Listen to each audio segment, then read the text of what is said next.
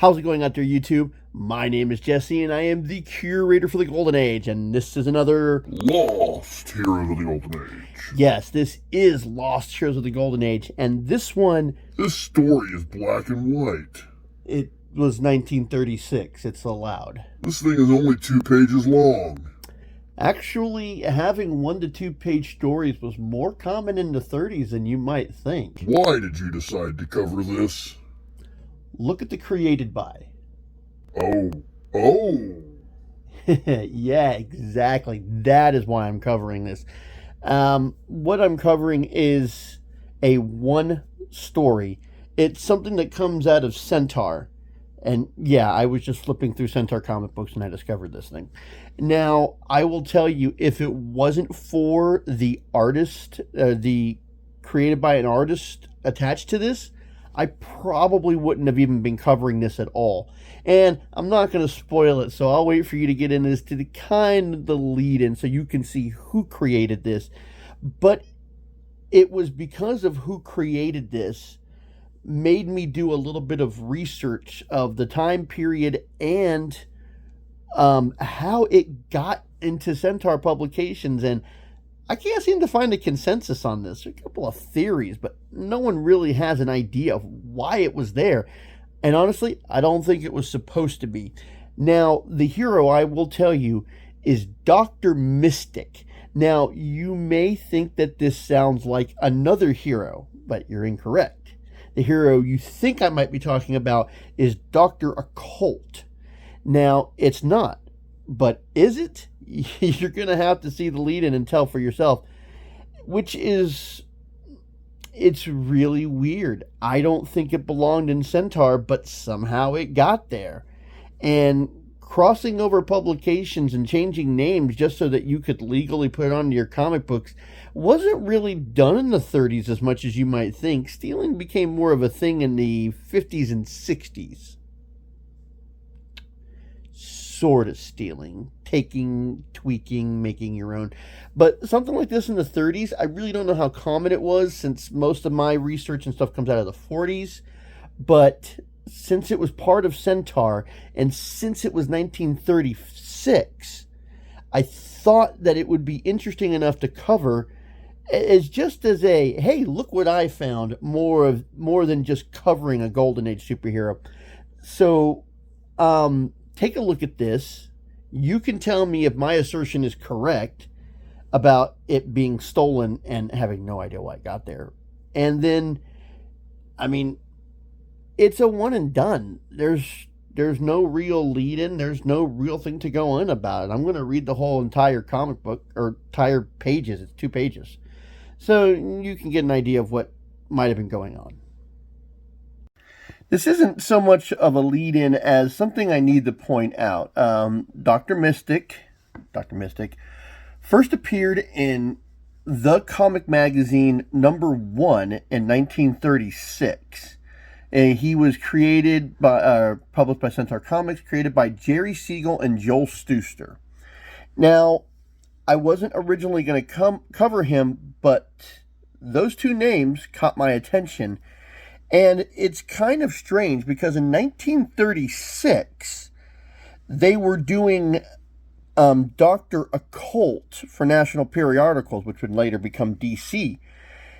I don't think that Centaur Comics was supposed to get this. Although I have done some research for it, nobody can explain why Centaur has this. It's his first, last, and only appearance. And if you look at the title, it says Dr. Mystic, the Occult Detective. They had to change the name because National Periodicals owned Dr. Occult.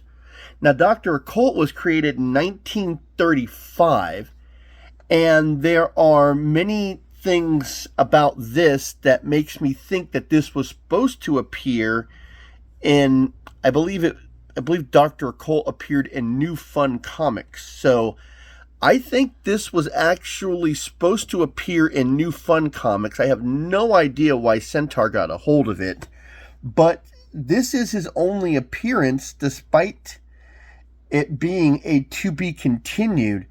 Now, the reason I think that this is supposed to be Dr. Occult, besides it being Dr. Mystic, the occult detective, is he also mentions the seven. It's good to see you, Centaur. How are the seven?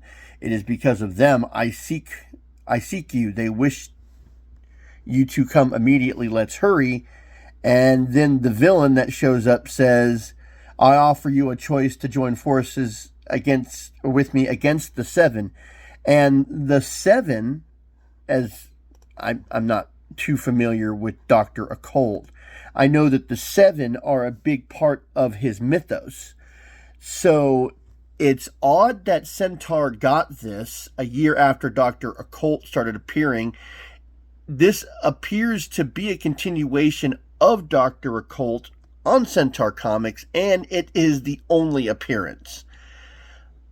I think that Centaur somehow got a hold of this and changed the names so that they wouldn't get sued, but I don't think they're supposed to have it. But that is something I just wanted to point out. Now, since this is only 2 pages, I'm going to go ahead and read the entire story, and then you can use your own determination on whether this, it can't be their own creation. Siegel and Schuster were not working with Centaur at the time. I'm not sure if they were independent, but like I said, there are no variable sources of how Centaur got a hold of this, but they did, and then they didn't continue with it afterwards. Maybe a threatening lawsuit because it was so close to what was coming out in national periodicals. I don't know. But let's just go ahead and cover this as it is. Now, we start off with what I thought was an interesting splash page, and splash pages are usually different from the entire story, but this guy being a giant is actually a giant. An eerie city freezes with terror as a masked wraith-like giant appears from out of nowhere. He stalks aimlessly amid the skyscrapers, peering, searching. Dr. Mystic, foe of supernatural evil, increases his size and renders himself semi-material through an odd mystic ritual. He advances upon the other figure, poised for battle. Above the shrinking city, the two giants engage in mortal combat. Though his opponent is a mighty fighter, Mystic succeeds in pinning his arm behind him and swiftly rips the mask off. Centaur! Yes, it is I, my friend. I have come long distance. I knew this would be the easiest way to locate you, that you would wage battle with me if I appeared as a menace. That's an odd way of getting his attention, but it worked. Obviously it worked. It is good to see you, Centaur. How are the seven? It is because of them I seek you. They wish you to come immediately. Let's hurry. Before the shocked eyes of the city, the two figures lock arms commandly and vanish. Thus the spirit world, flashing along at the speed greater than of light itself. The spirit world goes faster than the speed of light? Okay. They hurtle the dematerialized body of Mystic and Centaur, bound for India and the Seven. And we see monstrous figures here. Monstrous creatures of the netherworld seek to snare the travelers into halting. First by fright, they're going to attack. There's nothing to fear. As long as we continue our flight, they are powerless to harm us. Next, the creatures cry, cunning, help me please, as you see a woman being accosted by some, I don't know. Let go, I'm going to help her. Don't be a fool. Can't you see it's a trap? What's wrong? We're slowing. As Mystic and Centaur slow, the hungry monstrosities press eerily closer. A figure materializes before them. Koth! I offer you a choice. Join forces with me against the Seven, or furnish a meal for these creatures. That R was a little hard to figure out. Centaur darts forward, hands spread for the kill. So that is your answer. Then die! The monstrosities close in with a triumphant rush, to be continued. And that's it. That's all we have for Dr. Mystic. Well, I hope you liked this. I hope it was obscure enough. If there are any heroes that you would like to see that I have not covered yet, you can go ahead and drop me a comment in the comment section. I might have a hero that you want to see on the list, but it might be so far down that I'm not going to cover them anytime soon. And giving me a request always moves people to the top of the list. And then if you send me a request, I definitely will cover that one, as long as there's not like 20 requests, and you're going to have to wait for the 20. Anyways, I hope you enjoyed this. I got more Golden Age heroes on the way. There are a lot. Like a lot. More than I even realized. A lot. And we'll see you next time. Until then, I'll be seeing you.